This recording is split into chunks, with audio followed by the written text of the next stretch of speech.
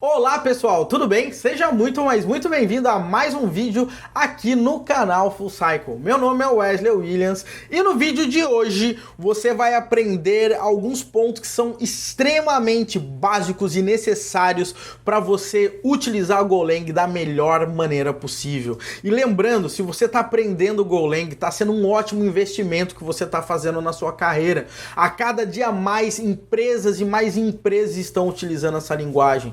Profissionais Go, de forma geral, estão ganhando mais do que a média. E um ponto super importante, essa linguagem ela vai te trazer uma produtividade absurda, uma velocidade absurda também na hora da execução das suas aplicações. Então, você tá bem mesmo. E no vídeo de hoje a gente vai falar sobre structs, interfaces, métodos e como esses caras vão ali se ajudar e como isso vai ajudar também você no seu processo de desenvolvimento. Maravilha? Você tá comigo? Então vamos lá, roda a vinheta porque tem bastante conteúdo hoje aqui sobre Go para você.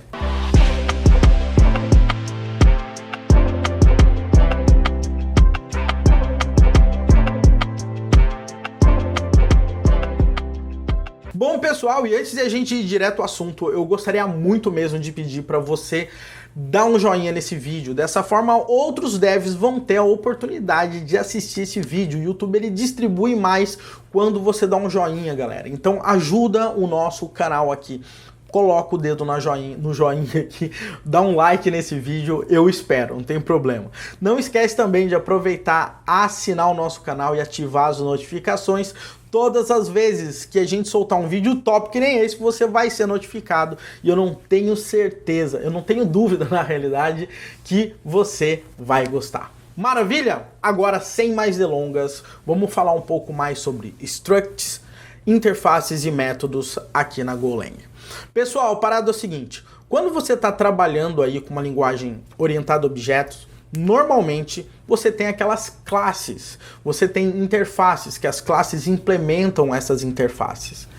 E quando você está trabalhando com Golang, de forma geral, você não tem uma classe, mas você tem algo um pouco parecido que é chamado de struct. Se você for até dar uma olhada no manual do Go e qualquer coisa assim, você vai ver que o Go ele não é necessariamente uma linguagem 100% imperativa, não é uma linguagem ali orientada a objetos. Eles chamam que o Go ele tem o Go Way, né, o jeito Go de desenvolver. E uma coisa muito interessante é que como o Go é uma linguagem totalmente ali com uma tipagem, quando você está querendo criar um tipo a mais, para você não ficar utilizando ali aqueles tipos primitivos, string, int, float, etc., você pode criar o seu próprio tipo.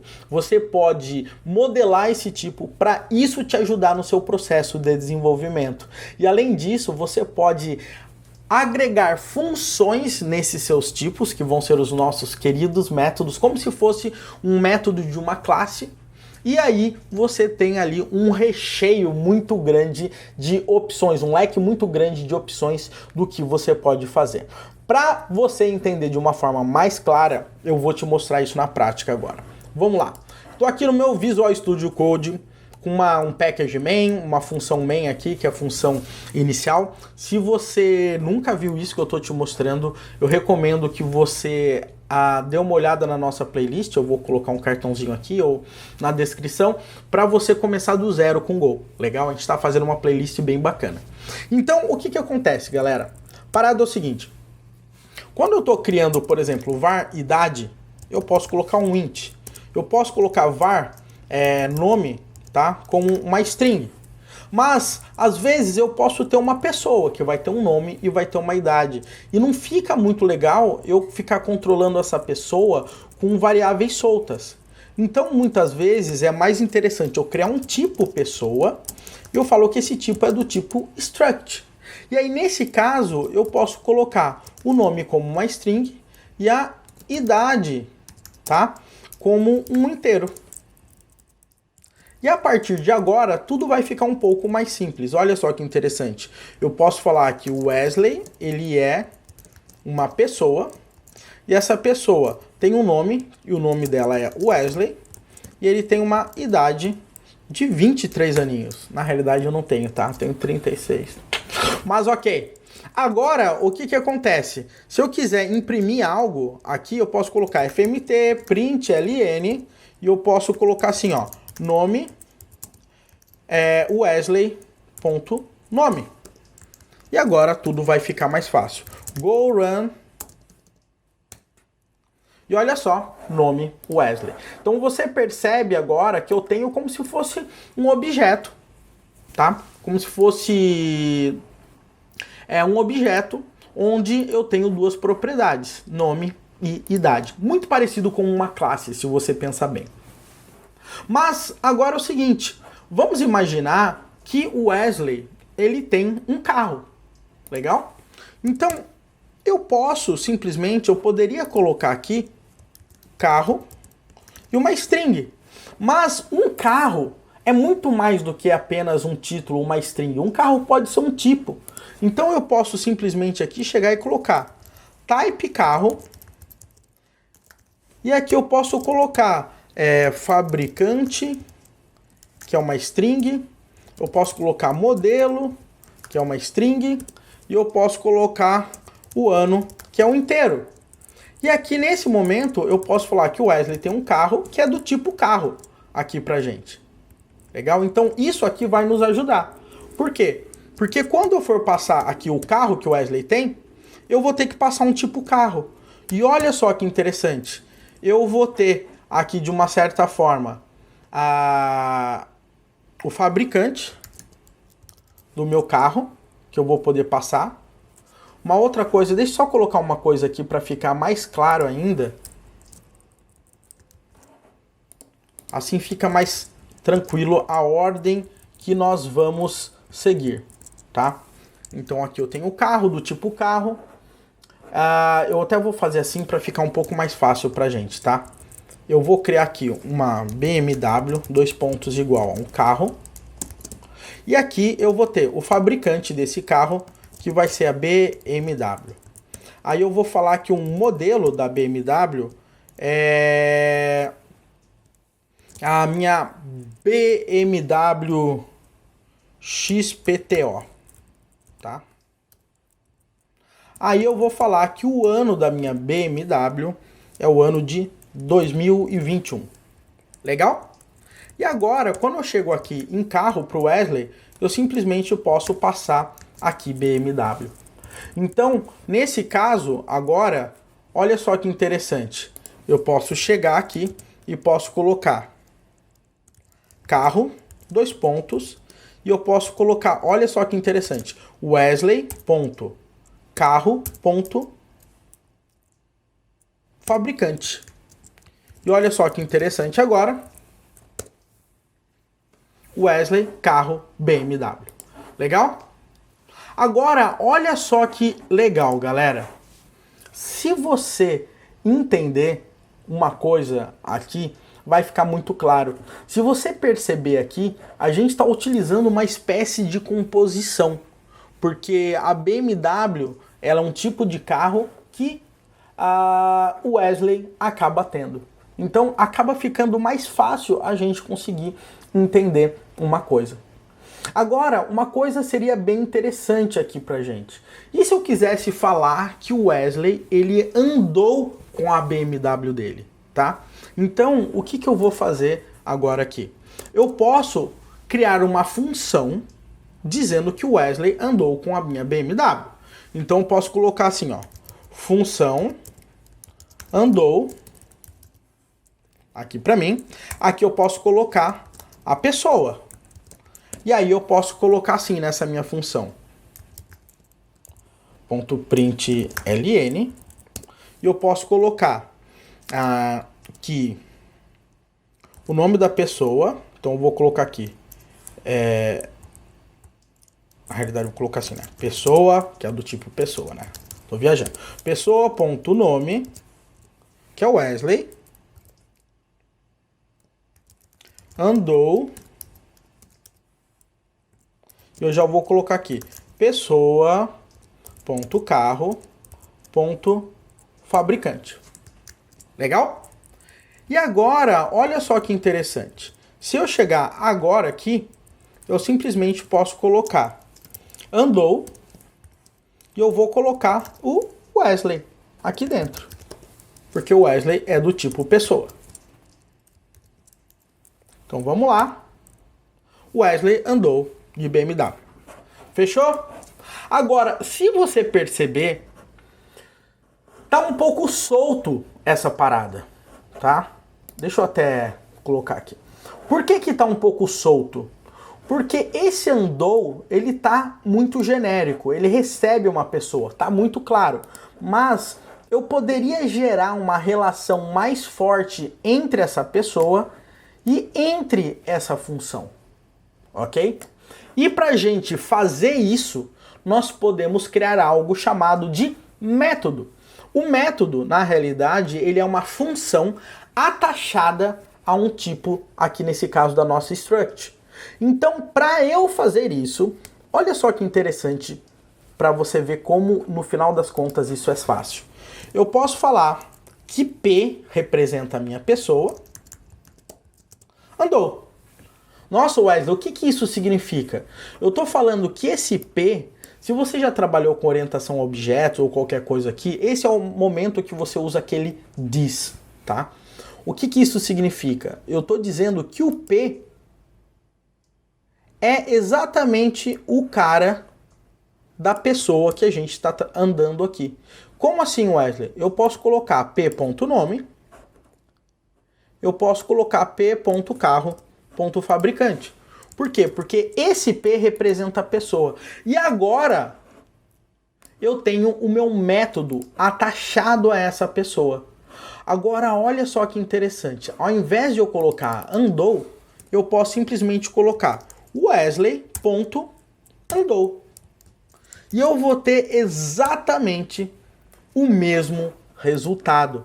Agora, a grande sacada é que o Wesley, ele tem uma função, nesse caso aqui, que virou o nosso método, porque a gente atachou esse cara aqui.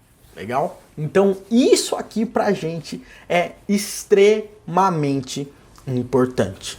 Legal? Agora, tem uma coisa muito importante aqui que você pode entender, que é o seguinte: quando nós estamos trabalhando com métodos, aqui o que a gente recebe é o objeto do valor, né, basicamente. É o próprio objeto, é o próprio Wesley que a gente vai ter aqui definido nesse P. Mas muitas vezes a gente pode chamar esse P aqui de pointer receiver. O que que isso significa? Se eu colocar um asterisco... Não, eu vou dar um exemplo melhor aqui para você, tá? Vou dar um exemplo um pouco melhor aqui para você, antes de eu falar nisso. Se eu chegar aqui e falar p.nome é igual a Wes ao invés de Wesley, olha o que que vai acontecer. Vai aparecer o Wes andou, porque eu mudei o meu nome aqui. Porém, se logo em seguida eu colocar fmt.println e eu colocar assim, ó, Wesley.nome, o que que vai aparecer aqui? Vamos ver? Wesley. Wesley, mas eu não mudei o p.nome? Sim, eu mudei nesse escopo aqui apenas. Legal? Mudei apenas nesse escopo aqui. Porque no meu objeto, Wesley.nome ainda é Wesley. Ainda é esse valor aqui. Porém, quando você está trabalhando com funções e quando você está trabalhando com métodos, quer dizer aqui, na sua struct, você tem uma opção que você pode trabalhar com, chama pointer receiver.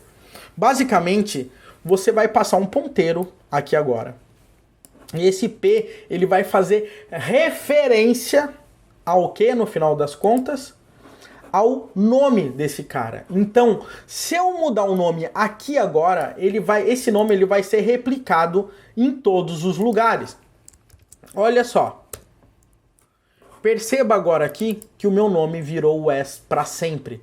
Por quê? Porque quando eu mudo o p.nome aqui, eu estou mudando, tá? O valor da memória aonde esse nome aqui está guardado. Legal? Inclusive, se você não sabe e não entende muito bem como que o Go funciona com ponteiros ainda, eu recomendo muito, mas muito mesmo, que você assista o meu vídeo falando sobre ponteiros no Golang. Mas isso aqui é uma observação que eu tinha que colocar. Muitas vezes você vai encontrar algo nesse tipo. Quando você vê esse asterisco aqui, quer dizer que isso aqui vai ser, no final das contas, uma referência ao endereço de memória. Então, se eu mudar esse valor aqui, ele vai mudar o valor aqui também, porque está sendo apontado para o mesmo local. Legal? Então, isso aqui é um detalhe que eu queria mostrar. Mas, vamos lá. Vamos imaginar agora que o Wesley, ele tem um carro e ele tem uma moto. Mas, eu quero poder dizer, tá? Vamos colocar assim, ó, para ficar mais fácil. Eu tenho um carro. E eu tenho uma moto. E a moto aqui, eu só tenho o fabricante... Deixa eu copiar aqui para ficar mais fácil. Só para dizer que tá um pouco diferente. Moto tem o fabricante e o ano. Legal? E eu quero, nesse momento, falar que o Wesley andou, mas o veículo que o Wesley andou é uma moto. Não é necessariamente um carro. Como que eu consigo fazer isso para que, na hora que eu for passar essa BMW aqui, essa BMW possa ser ou um carro ou uma moto? Eu quero basicamente fazer isso aqui, ó. Moto é igual a moto. E eu vou colocar aqui, o fabricante, eu vou colocar BMW também. Moto BMW, somente para dizer que é uma moto. E o ano eu vou colocar que é 2023. E aqui eu quero passar essa moto. Mas obviamente que não dá, porque esse cara aqui é do tipo carro. Como que eu poderia, por exemplo, mudar isso aqui para veículo e fazer que muitas vezes esse cara aqui possa ser uma moto ou possa ser um carro? Sacou o que eu tô querendo dizer? Isso aqui pode ser uma moto ou pode ser um carro. Então, por conta disso, no Go, nós podemos trabalhar com algo que nós chamamos de interface. Como que funciona uma interface? Agora, olha só que interessante. Eu vou colocar aqui um type chamado veículo, e o veículo eu vou falar que ele é uma interface. E para qualquer coisa, nesse meu momento, ser um veículo, esse cara tem que buzinar. Então eu vou colocar aqui, ó, buzina. Aqui. Então esses caras aqui, para ser um veículo, ele tem que ter um método de buzinar. Olha só que interessante. Buzinar. O carro tem um método buzinar? Não. Então ele não é um veículo. A moto tem um método buzinar? Não. Então esse cara não é um veículo. E eu vou falar aqui, inclusive, que uma pessoa, ela tem um veículo, tá? Mas nem o carro, nem a moto é um veículo. Você vai perceber que quando eu chegar aqui e se eu der aqui um p.veículo.buzina, você vai ver que eu consigo executar um método aqui chamado buzina. Por que que eu consigo fazer isso? Porque ele sabe que todo veículo tem uma buzina. O grande ponto agora aqui que vai acontecer é que eu não consigo, né? Mesmo que eu coloque aqui veículo, eu não consigo colocar moto e eu não consigo colocar a minha BMW aqui, ó. Por quê? Porque esses caras aqui não são do tipo veículo. Vocês conseguem perceber, ó? Eu não posso usar BMW, que é uma variável do tipo caso, como um veículo. Legal? Porque tá faltando um método buzina. Legal? Olha que muito louco. Então, para que esse é a minha BMW, né, que é um carro. Cadê aqui? essa minha BMW, que é um carro, seja um veículo, ela tem que ter o método buzinar. Então, olha só que interessante. Eu vou criar agora uma função que eu vou falar que ele tem um carro, né? Ou seja, é uma função carro, e eu vou falar assim, ó, buzina aqui para mim, onde eu vou colocar fmt.println e eu vou falar o seguinte, ó, c.fabricante buzinou. Legal? Agora, somente pelo fato, tá? Somente pelo fato de o carro ter um método chamado buzina, ele pode ser considerado um veículo. Legal? Uma coisa importante aqui para você. Quando nós estamos trabalhando com orientação a objetos, normalmente você tem que fazer algo assim, ó. Implements veículo, né? Alguma coisa desse tipo. Mas com Go, você não precisa falar que implementa. Ele verifica automático. Então ele sabe que para ser um veículo tem que ter buzina. Tem buzina? Tem. Então é um veículo. Ele já descobre isso automaticamente. Legal? Então, olha só que interessante. Se eu chegar aqui embaixo agora, vamos aqui, você vai ver que o Wesley aceitou uma BMW. Por quê? Porque essa BMW é do tipo veículo. Legal? Então, eu estou passando uma BMW no tipo veículo e ele só é o tipo veículo porque ele tem a minha função buzina. O mais interessante agora, ó, se eu colocar aqui moto, ele não vai aceitar. Por quê? A moto é do tipo moto e ele está esperando um veículo. E para ser um veículo, ele precisa buzinar. Então eu vou copiar esse meu buzina. Buzina, né? Que engraçado. E eu vou colocar aqui, vou chamar M de motos. Eu vou falar que a moto buzina aqui para mim. Legal? Agora você vai perceber que a moto está sendo aceita, porque a moto agora ela pode buzinar. Legal? Então olha como é que a nossa interface ela acaba funcionando, tá? Então isso aqui pra gente, pessoal, é um ponto extremamente importante, tá? Por quê? Porque a interface ela simplesmente ela define um contrato, uma assinatura. Ela vai falar quais são os métodos, tá? Que quem tiver que implementar ela tem que ter. E agora eu posso colocar esse veículo em tudo quanto é lugar que vai funcionar. Por quê?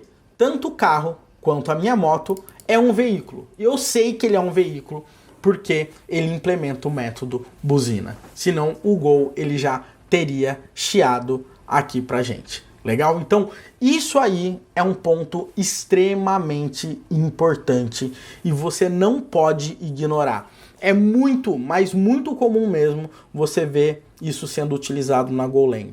Então a interface ela vai sempre, tá, definir o que os nossos outros tipos têm que implementar. Se não implementou, ele não vai ser parte daquele tipo. Então, nesse nosso caso, ele pode ser um veículo ou ele pode ser um carro. Ele pode ser um veículo ou ele pode ser uma moto. Mas, de qualquer forma, ambos são veículos porque ambos implementam o método buzina. Pessoal, para resumir um pouco aqui o que a gente aprendeu. Nós entendemos que nós temos uma struct. Essa struct nós podemos modelar qualquer tipo de informação. Você também vai perceber que quando você está mexendo com structs, você pode atachar funções. E quando você atacha funções nessa struct, essas funções elas viram métodos. Legal? Outra coisa, se você quiser deixar tudo mais flexível, mais desacoplado, possível, você pode trabalhar com interfaces. E você basta definir quais são os métodos que essa interface vai ter, e todos os caras, né, todos os structs que tiverem aquele método vão poder fazer parte dessa interface.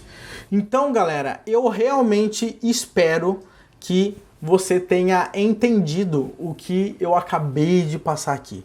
Realmente é muito importante esses conceitos, porque esses caras são o que no final das contas vai fazer diferença no seu dia a dia quando você trabalhar com Go, tá? Então, viu struct, viu interface, agora você não vai mais ficar boiando.